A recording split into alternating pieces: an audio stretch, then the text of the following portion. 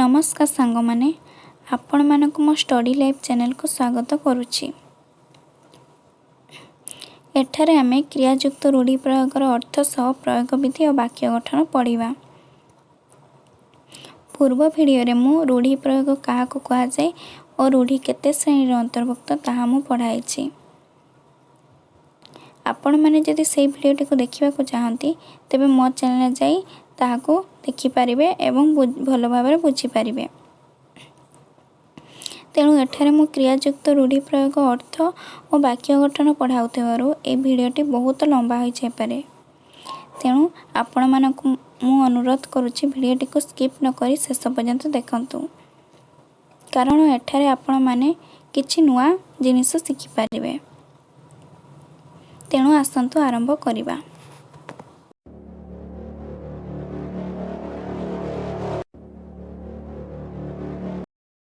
आसंतु पढ़िबा क्रियाजुक्त रूढ़ि।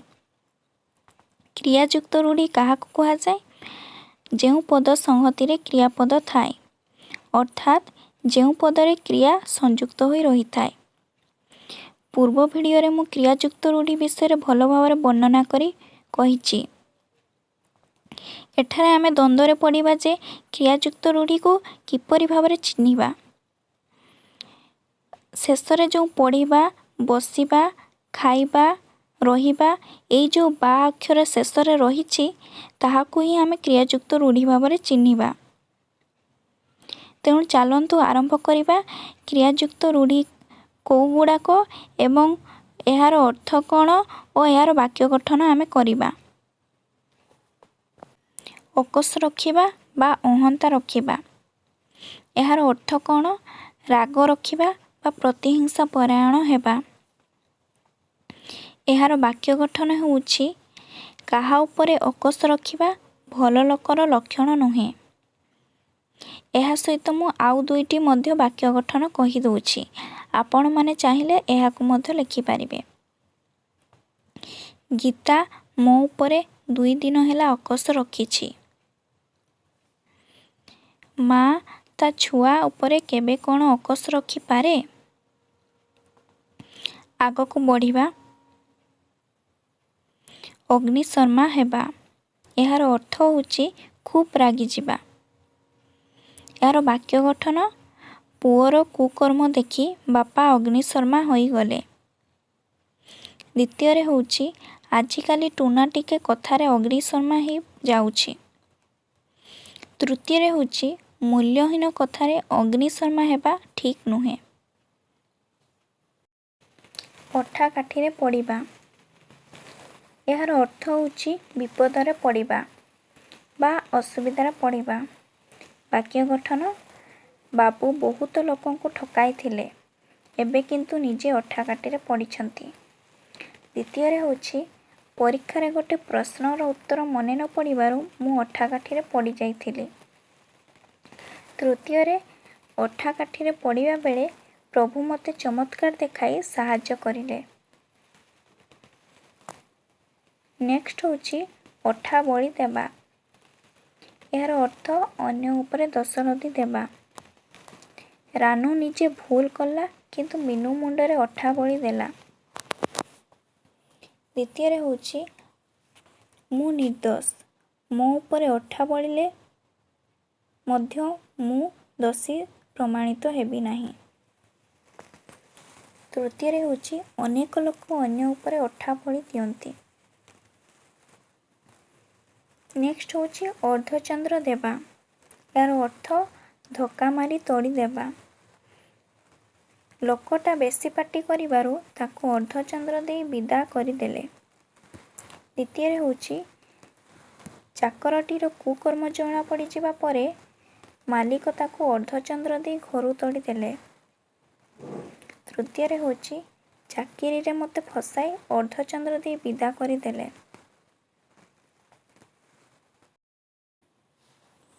अंध देशरे दर्पण बिकिबा, यार अर्थ होउछि मूर्ख निकटरे ज्ञानर महत्व बखाणिबा। दुर्नीतिखोर लोकंकु धर्म तत्व सुनाइबा अर्थ अंध देशरे दर्पण बिकिबा। द्वितीय रे शिक्षित व्यक्ति को सठिक କଥା କହିଲେ ମଧ୍ୟ ଗ୍ରହଣ ନ କରିବାରୁ ଅନ୍ଧ ଦେଶରେ ଦର୍ପଣ ବିକିବା ଅନୁଭବ ହୋଇଥାଏ। ତୃତୀୟରେ, ପଣ୍ଡିତ ସାଧୁମାନେ ଅନ୍ଧ ଦେଶରେ ଦର୍ପଣ ବିକିଲେ ମଧ୍ୟ ସେମାନେ ନିରାଶ ହୁଅନ୍ତି ନାହିଁ। ଦେଖନ୍ତୁ ସାଙ୍ଗମାନେ, ଏଠି ଯେଉଁ ଲାଷ୍ଟ ଅକ୍ଷରରେ ବା ଲେଖା ହୋଇଛି ତାହାକୁ ହିଁ ଆମେ କ୍ରିୟାଯୁକ୍ତ ରୂଢ଼ି କହିବା। ତେଣୁ ଆସନ୍ତୁ ଆଗକୁ ପଢ଼ିବା। ଅନ୍ଧାରକୁ ଟେକା ପକାଇବା ବା ଅନ୍ଧାରରେ ବାଡ଼ି ବୁଲାଇବା। ଏହାର ଅର୍ଥ ହେଉଛି ଅନୁମାନ କରି କହିବା। ବାକ୍ୟ ଗଠନ: ଭଲ ଭାବେ ଅନୁସନ୍ଧାନ ନ କରି ଖାଲି ଅନ୍ଧାରକୁ ଟେକା ପକାଇଲେ ପ୍ରକୃତ ସତ୍ୟ ଆବିଷ୍କୃତ ହୋଇପାରେ ନାହିଁ। ଦ୍ୱିତୀୟରେ ହେଉଛି ବିଦ୍ୟାଳୟରେ ବହିଟି ହଜିଯିବାରୁ ୟାକୁ ତାକୁ ମୁଁ ଖାଲି ସନ୍ଦେହ କରି ଅନ୍ଧାରରେ ବାଡ଼ି ବୁଲାଉଛି। ତୃତୀୟରେ ହେଉଛି 3 ବର୍ଷ ପରେ ଦୋଷୀ ଧରା ପଡ଼ିଲା, ନହେଲେ ପୋଲିସ ଖାଲି ଅନ୍ଧାରରେ ଟେକା ପକାଉଥିଲା। ଅବସ୍ଥା 12 ବାଜିବା। ଏହାର ଅର୍ଥ ହେଉଛି ଶୋଚନୀୟ ଅବସ୍ଥା। ଘର ଖଣ୍ଡିଏ ତିଆରି କରିବା ଏତେ କଷ୍ଟ ବୋଲି ମୁଁ କ'ଣ ଜାଣିଥିଲି? ମୋର ଅବସ୍ଥା 12 ବାଜିଗଲା। ଦ୍ୱିତୀୟରେ ହେଉଛି ଆଜି ମୁଁ ପାଠପଢ଼ାରେ ଏତେ ପରିଶ୍ରମ କଲି ଯେ ମୋ ଅବସ୍ଥା 12 ବାଜିଗଲା। ତୃତୀୟରେ ହେଉଛି ଶ୍ୟାମ ମୂଲ୍ୟହୀନ ଜିନିଷରେ ଟଙ୍କା ଖର୍ଚ୍ଚ କରିବାରୁ ତା'ର ଏବେ ଅବସ୍ଥା 12 ବାଜିଯାଇଛି। ଆଖି ଦେଖାଇବା ଅର୍ଥ ହେଉଛି ଭୟଭୀତ କରିବା। ତୁ ତାକୁ ଖାଲି ଟିକିଏ ଆଖି ଦେଖାଇ ଦେଲେ ତା ପାଟିରୁ ପ୍ରକୃତ ସତ୍ୟ କଥା ବାହାରି ପଡ଼ିବ। ଦ୍ୱିତୀୟରେ ହେଉଛି ପିଣ୍ଟୁ ଏତେ ଦୁଷ୍ଟ ଯେ ଆଖି ଦେଖାଇଲେ ମଧ୍ୟ ସେ ଡରିବ ନାହିଁ। ତୃତୀୟରେ ହେଉଛି ଯିଏ କୁକର୍ମ କରିବ ତାକୁ ଆଖି ନ ଦେଖାଇଲେ ସେ ଡରିବ କେମିତି? ଆଖି ପକାଇବା ଅର୍ଥ ହେଉଛି ଲୋଭ କରିବା। ରାମଚନ୍ଦ୍ର ମଙ୍ଗରାଜ ଭଗିଆ ତନ୍ତୀର 6 ମାଣ 8 ଗୁଣ୍ଠ ଜମି ଖଣ୍ଡକ ଉପରେ ବହୁ ଦିନରୁ ଆଖି ପକାଇଥିଲେ। ଦ୍ୱିତୀୟରେ ହେଉଛି ଝିଅମାନେ ଗହଣା ପ୍ରତି ସବୁବେଳେ ଆଖି ପକାଇଥାନ୍ତି। ତୃତୀୟରେ ହେଉଛି ଧନ ସମ୍ପତ୍ତିକୁ ସବୁବେଳେ ଆଖି ପକାଇଲେ ନିଜର କ୍ଷତି ହୋଇଥାଏ। ଆଖି ନ ପାଇବା ଅର୍ଥ ହେଉଛି ଧାରଣା କରି ନ ହେବା। ଝିଅ ବାହାଘର ପାଇଁ କାହିଁ କେତେ ଟଙ୍କା ଦରକାର ପଡ଼ିବ, ମୋର ସେତିକି ଏବେ ଆଖି ପାଉନାହିଁ। ଦ୍ୱିତୀୟରେ ହେଉଛି ମୁଁ ଛୁଟି କଟାଇବାକୁ ଯାଉଥିବାରୁ ସେଇ ଜାଗାଟି କେତେ ଦୂର ଥିବ, ମୋର ଆଖି ପାଉନାହିଁ। ତୃତୀୟରେ ହେଉଛି ଗୋଟିଏ ସୁନା ଚେନ୍ କିଣିବାକୁ କେତେ ଟଙ୍କା ଲାଗିବ, ମୋ ଆଖି ପାଉନାହିଁ। ଆଖି ବୁଜିବା ବା ଇହଲୀଳା ସମ୍ବରଣ କରିବା ଅର୍ଥାତ୍ ମୃତ୍ୟୁବରଣ ବା ମୃତ୍ୟୁ ଲାଭ କରିବା। ପିଲାମାନଙ୍କୁ କୂଳରେ ଲଗାଇ ଦେଇ ବିଚରା ଦାମବାବୁ ଆଖି ବୁଜିଲେ। ଦ୍ୱିତୀୟରେ ହେଉଛି ଆଖି ବୁଜିବା ଆଗରୁ କୃଷ୍ଣ ଅର୍ଜୁନଙ୍କଠାରୁ ଦୈବୀ କଳା ହରଣ କରିନେଲେ। ତୃତୀୟରେ ହେଉଛି 1948 ମସିହା ଜାନୁଆରୀ ମାସ 30 ତାରିଖ ଦିନ ଜାତିର ପିତା ମହାତ୍ମା ଗାନ୍ଧୀ ଇହଲୀଳା ସମ୍ବରଣ କରିଥିଲେ।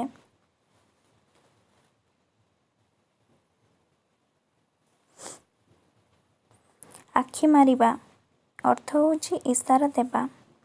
ଶିକ୍ଷକ ଆସିଲେଣି ବୋଲି ଗୋପାଳ ଆଖି ମାରିଦେବାରୁ ଅନ୍ୟ ଛାତ୍ରମାନେ ନୀରବ ହୋଇଗଲେ।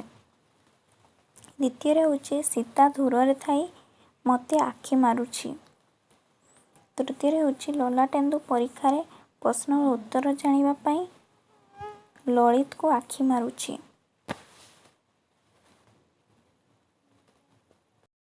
ଆଖି ରଖିବା ଅର୍ଥାତ୍ ସତର୍କ ଦୃଷ୍ଟି ରଖିବା। ମୁଁ 4 ଦିନ ପାଇଁ ସପରିବାର ବାହାରକୁ ଯାଉଛି, ତୁମେ ଆମ ଘର ଆଡ଼େ ଟିକେ ଆଖି ରଖିଥିବ।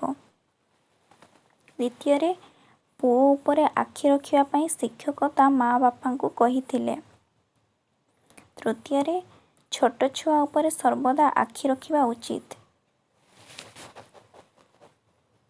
ଆଖିକି ପାଇବା ବା ମନକୁ ପାଇବା ଅର୍ଥାତ୍ ପସନ୍ଦ କରିବା। ମୋ ମା ଆଣିଥିବା ଶାଢ଼ୀ ମୋତେ ଆଖିକି ପାଉନାହିଁ। ବାହାଘର ପାଇଁ ଝିଅ ଦେଖିବାକୁ ଯାଉଥିଲା ବେଳେ ତାର ପ୍ରକୃତି ଗୁଣକୁ ଦେଖି ମୋର ମନକୁ ପାଇଲା। ମିଛ ପ୍ରକୃତିର ଲୋକଙ୍କୁ ମୋର ଜମା ଆଖିକୁ ପାଏ ନାହିଁ। ଆଖୁ କିଆରୀରେ ପଶିବା ଅର୍ଥାତ୍ କାହାକୁ ରଖିବା କାହାକୁ ଛାଡ଼ିବା ସ୍ଥିର କରି ନ ପାରିବା। ତ୍ରିନାଥକୁ 3ଟି କମ୍ପାନୀରୁ ନିଯୁକ୍ତି ମିଳିଛି। ସେ ବର୍ତ୍ତମାନ ଆଖୁ କିଆରୀରେ ପଶିଯାଇଛି। ଦ୍ୱିତୀୟରେ, ବାପା ମୋ ପାଇଁ ଏତେଗୁଡ଼ା ଡ୍ରେସ୍ ଆଣିଲେ ଯେ ଏବେ ମୁଁ ଆଖୁ କିଆରୀରେ ପଶିଯାଇଛି। ତୃତୀୟରେ, ଆଖୁ କିଆରୀରେ ପଶିବା ଆଗରୁ ସ୍ଥିର ମନରେ ନିଷ୍ପତ୍ତି ନେବାକୁ ବୁଦ୍ଧିମାନ ମଣିଷ କୁହାଯିବ।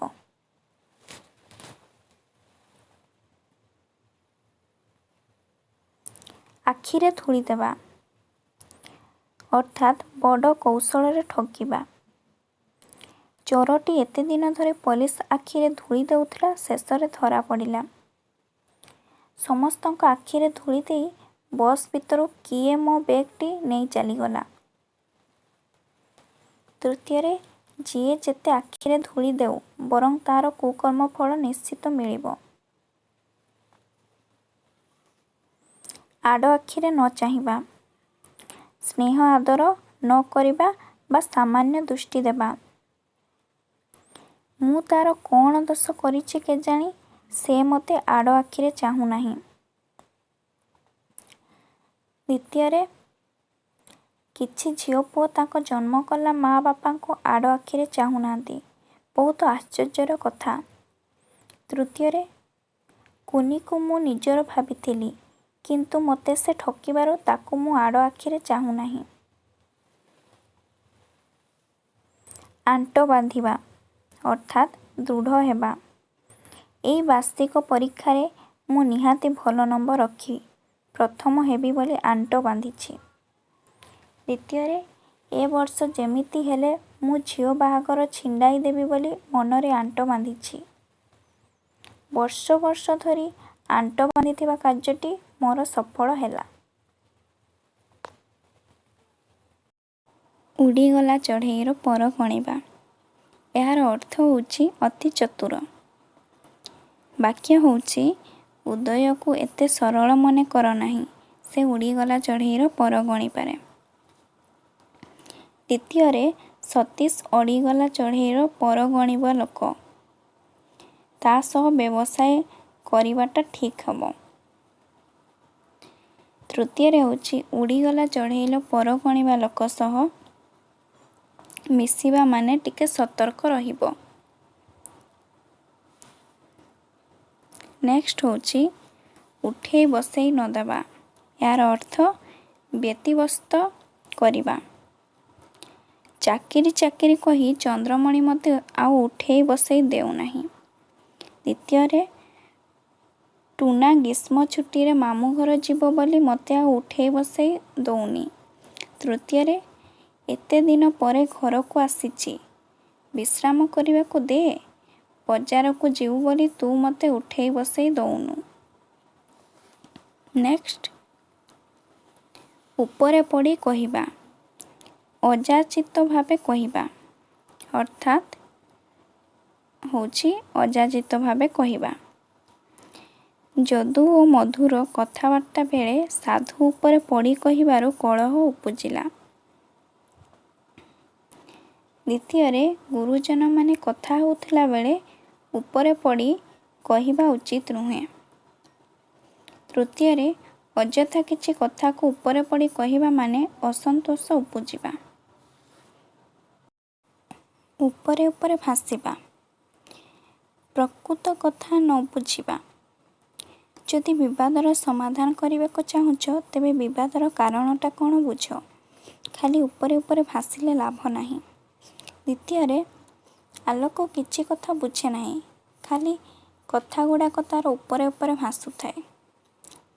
नेक्स्ट ऋण करी घिओ पीवा अर्थात सामर्थ्य बाहर खर्च करवा। ऋण करी घिओ पिउଥିବା लोक संसार रे तिष्ठि रहिबा संभव नुहे। द्वितीय किछि लोक ऋण करी घिओ पीवा तांकर अभ्यास हो गला। तृतीय संतोष आगरू ऋण करी घिओ पिउथिला एबे सुधरी गला। नेक्स्ट ऋषि जटा छिंडाई मरिबा अर्थात अति सहनशील लोक पक्षरे मध्य असह। मु तार बहुत उपकार करिछि अथच से मते एभली कथा कहिला जे ऋषि जटा छिंडाई मरिबो। नेक्स्ट ए कानरे पशि से कानरे बाहरी जिबा अर्थात कौनसी कथा ग्रहण न करिबा। गुरुजन को उपदेश तो तार ए कानरे पशि से कानरे बाहरी जाउछि से भल मनीष हेबो किपरि। द्वितीय निजको खराब लगुवा कथा को ए कानरे पसाई से कानरे बाहर करदेवा उचित। तृतीय रानू बहुत जिद कर से सबु कथा को ए कानरे पसाई से कानरे बाहर कर दिए। नेक्स्ट कंकड़ा को गोली पानी सुआइबा अर्थात मंद लोक मंद परिवेश फायदा उठाइबा। ग्राम लोकंक मध्य जेते विवाद लागिबो ताहा टाउटर को भल कारण कंकड़ा को गोली पानी सुहाए परा। द्वितीय परिवार रे गंडगोल हेले कंकड़ा को गोली पानी सुहाइबा परी मंद लोक माने बहुत खुशी हुअंती। तृतीय पुलिस मानक मध्य विवाद चलुथिबा बेले चोर सुजोग देखि कंकड़ा को गोली पानी सुहाइबा परी दौड़ी पड़ाइला। नेक्स्ट कटा घारे चून लगाइबा अर्थात दुख उपरे दुख देवा। से सामान्य मात्र भूल पाई ए सामान्य मात्र भूल पाई तुमे मते बहुत कहिलणी आउ कटा घारे चून दियो नाही। द्वितीय मिता जीवन रे किछि भी भल हेउ नाही जेमिति लागुछि कटा घारे चून लागी जाइछि। तृतीय विष्णु बाबू बेमार अछंती एही समय तांको साथी रे कଳି करिबा अर्थ कटा घारे चून देवा परी हेबो। कंटा बाड़े लुगा पकाई कଳି करिबा अर्थात बिना कारण रे कଳି करिबा। आजिकाली भाई बंधु माने मध्य कंटा बाड़े लुगा पकाई कଳି करछंती अन्य मानक कथा कोन बा कहिबो। द्वितीय से कଳି हुड़ी सानिया मा कथा मते कहना तार तो खाली कथा कथा के कंटा बाड़े लुगा पकाई कଳି करिबाटा अभ्यास। तृतीय संध्या मो सह खाली कंटा बाड़े लुगा पकाई कଳି करुछि कोन कहिबि जे ताकू। नेक्स्ट कथा तले न पकाइबा अर्थात आदेश अमान्य न करिबा। ज्येष्ठ भ्राता युधिष्ठिरଙ୍କ कथा को अन्य पांडव भ्राता माने केबे भी तले पकाउ नथिले। द्वितीय पुराण काल रे शिष्य माने गुरुजी मानक कथा तले पकाउ नथिले। तृतीय राम बहुत भल पिला से ता माँ बापांको कथा को तले पकाए नाही।